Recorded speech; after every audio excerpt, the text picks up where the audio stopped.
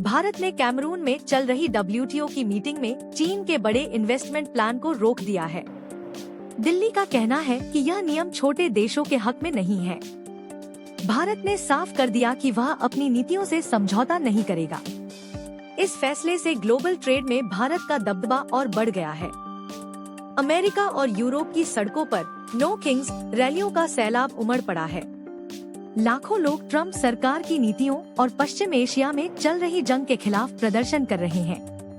London से लेकर Minnesota तक लोग बढ़ती महंगाई और युद्ध को तुरंत रोकने की मांग कर रहे हैं। यह एक बहुत बड़ा विरोध प्रदर्शन है।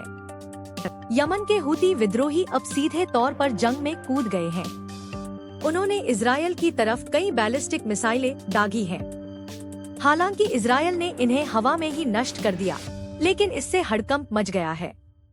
इस हमले के बाद अब लाल सागर के समुद्री रास्तों पर खतरा बढ़ गया है, जिसका असर पूरी दुनिया पर पड़ेगा।